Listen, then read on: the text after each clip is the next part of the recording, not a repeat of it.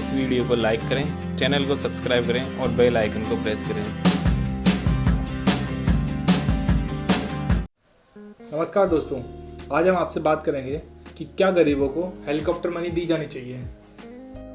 बात करेंगे कि पहले तो हेलीकॉप्टर मनी होती क्या है, फिर उसके बाद में क्यों दी जानी चाहिए और उसके बाद में कि इसका क्या प्रभाव होगा अगर हेलीकॉप्टर मनी सब गरीबों को दी जाती है तो। दोस्तों, हेलीकॉप्टर मनी का मतलब होता है कि लोगों को फ्री के अंदर पैसे देना, मतलब सबको फ्रीली पैसे बांटना। ये तब होता है जब देश के अंदर ब्याज दर और ग्रोथ रेट दोनों शून्य के पास आ जाती हो। ये यूजुअली किसी भी देश में तब होता है जब या तो कोई महामारी आ रही हो या देश में बहुत बड़ा रिसेशन चल रहा हो। दोस्तों, अभी कंडीशन यही है, देश के अंदर कोरोना की महामारी है, तो इस वजह से सारे के सारे इकोनॉमिक कार्य ठप हो गए हैं, कोई भी काम नहीं चल रहा है। तो इस वजह से देश की न सिर्फ ग्रोथ रेट बल्कि ब्याज दर भी जीरो के पास में आ गई है। इसी के साथ में देश के अंदर बेरोजगारी की दर बहुत हाई लेवल से बढ़ती जा रही है। तो ये सारी कंडीशन मिला के इकोनॉमी को एक तरह से बहुत ज़्यादा नेगेटिवली इम्पैक्ट कर रही है। तो इस टाइम पे सिचुएशन ये है कि देश को किसी ना किसी तरीके से आगे बढ़ाना है, उसके लिए लोगों के पास पैसा होना चाहिए। अभी कंडीशन क्या है कि जो देश के गरीब लोग हैं या गांव के लोग हैं, उनके पास पैसे की बहुत कमी है, क्योंकि अभी कोई रोजगार नहीं है, कोई कार्य नहीं चल रहा है, तो उनके पास पैसा कहाँ से आएगा। अब देश के अंदर अगर पैसा नहीं आता है तो कोई इकोनॉमिक कार्य नहीं होगा, तो फिर कोई इकोनॉमी चलेगी भी नहीं। तो अभी सबसे ज़्यादा मोटिव सरकार का ये होना चाहिए कि लोगों को पैसा दे। अगर माना कि अभी कोई काम नहीं कर सकते, तो आप ऐसा नहीं बोल सकते कि अगर लोग काम नहीं कर रहे तो उन्हें पैसा नहीं देंगे। आप लोगों को अभी पैसा दीजिए, फ्री में पैसा दीजिए। अगर वो कुछ काम नहीं कर रहे हैं तो भी पैसा आपको देना पड़ेगा, और उस पैसे से जब उनका परचेजिंग पावर बढ़ेगा तो वो कुछ सामान खरीदेंगे या कुछ इकोनॉमिक एक्टिविटी करेंगे, तो इससे देश की इकोनॉमी वापस स्टार्ट हो जाएगी।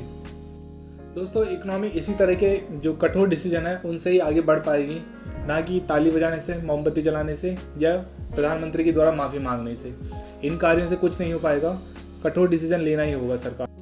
दोस्तों, हेलीकॉप्टर मनी के अलावा और भी ऐसे सिमिलर टाइप के इकोनॉमिक सजेशंस हैं जिनके द्वारा देश की इकोनॉमी को वापस पटरी पे लाया जा सकता है। दोस्तों, हेलीकॉप्टर इकोनॉमी और ये जो सारे डिसीजन हैं ये पूरे के पूरे केनीशियन इकोनॉमी से आए हैं, और ये डायरेक्टली इनडायरेक्टली पब्लिक स्पेंडिंग से रिलेटेड है।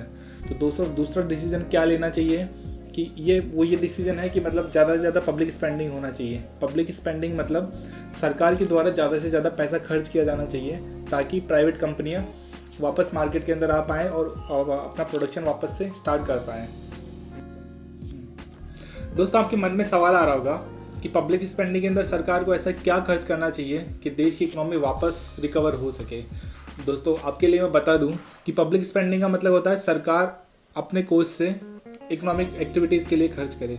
तो मेनली सरकार ये किस काम के ऊपर करती है? सरकार ये खर्चा करती है शिक्षा के ऊपर, हॉस्पिटल्स, स्वास्थ्य के ऊपर, फिर इंफ्रास्ट्रक्चर डेवलपमेंट के ऊपर। अभी इस कार्य की वैसे भी और भी ज़्यादा ज़रूरत हो गई है, क्योंकि सरकार को और आम जनता को भी अब रियलाइज़ हो गया है कि देश में अगर अभी ज़्यादा शिक्षण संस्थान होते, ज़्यादा हॉस्पिटल्स होते, ज़्यादा इंफ्रास्ट्रक्चर सर्विसेज होती, तो शायद कोरोना से और अच्छे तरीके से फाइट किया जा सकता था।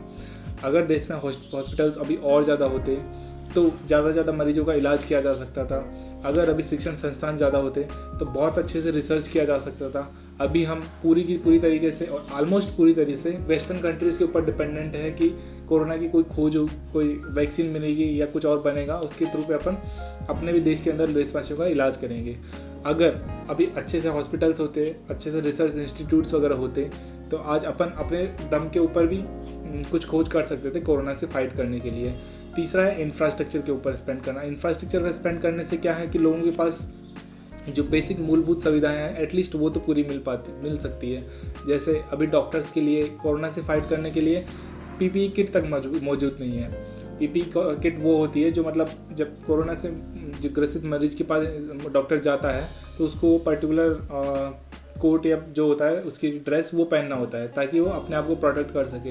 अभी देश का प्रोडक्शन इतना एफिशिएंट भी नहीं है कि मतलब अच्छे से पीपीई किट वगैरह भी मंगा सके, और दूसरा कोरोना वायरस की टेस्टिंग किट बना सके।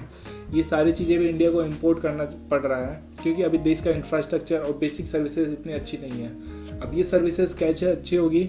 ये सर्विसेज अच्छी होगी जब देश के अंदर पब्लिक स्पेंडिंग होगा, जब सरकार ज़्यादा से ज़्यादा खर्चा शिक्षा, स्वास्थ्य और बेसिक इंफ्रास्ट्रक्चर के ऊपर खर्च करें, ना कि किसी मंदिर के ऊपर या किसी मूर्ति के ऊपर या किसी स्टैचू के ऊपर। तो इस महामारी के कारण देश की अर्थव्यवस्था बहुत ही नीचे स्तर पर जा चुकी है, तो इसको रिकवर करने के लिए देश को पब्लिक फाउंडेड कंपनीज़ की बहुत ज़्यादा ज़रूरत है। जैसे कोरोना का टाइम आया था, उसके जस्ट पहले देश में बहुत ज़्यादा हाई लेवल पे डिसइन्वेस्टमेंट का कार्य चल रहा था। मतलब बहुत बड़ी बड़ी सरकारी कंपनीज़ को सेल किया जा रहा था। लेकिन अब सरकार को तुरंत वो डिसीजन रोकना चाहिए और ज़्यादा से ज़्यादा मतलब पब्लिक सेक्टर की कंपनीज़ के ऊपर रिलाई करना चाहिए। ऐसा क्यों? क्योंकि जब भी कोई संकट की स्थिति आती है या जब भी ऐसा लगता है कि हाँ देश में अभी ज़्यादा प्रोडक्टिविटी वगैरह नहीं है, तो उसी टाइम पे सिर्फ सरकारी कंपनियां ही काम कर पाती है। प्राइवेट कंपनियां तभी मार्केट में उतरती है जब उन्हें लगता है कि हाँ सिचुएशन अभी प्रॉफिटेबल है। ये सेम कंडीशन तब हुई थी जब इंडिया इंडिपेंडेंट हुआ था। उस टाइम पे दोस्तों सारी की सारी कंपनियां पब्लिक फंडेड कंपनीज थी, क्योंकि उस टाइम पे देश की स्थिति ऐसी नहीं थी कि प्राइवेट सेक्टर एंटर कर सके और कुछ प्रॉफिट कमा सके। वही स्थिति वापस होने वाली है अभी, क्योंकि कोरोना का जब ये लॉकडाउन का सिचुएशन ख़त्म होगा तो देश की ग्रोथ रेट और पूरी की पूरी मतलब जीरो के पास आ जाएगी। तो ऐसी सिचुएशन के अंदर प्राइवेट कंपनीज बहुत ही कम इन्वेस्टमेंट कर पाएगी, तो पूरा का पूरा रेस्पॉन्सिबिलिटी होगा सरकारी कंपनीज के ऊपर। तो सरकार ने जिन कंपनियों को डिसइन्वेस्ट कर दिया है उनको भी सरकार को वापस लेना चाहिए और सरकार को नई कंपनीज भी इनकॉर्पोरेट करनी चाहिए, ताकि पूरा का पूरा पब्लिक सेक्टर के थ्रू इकोनॉमी को वापस रिकवर किया जा सके।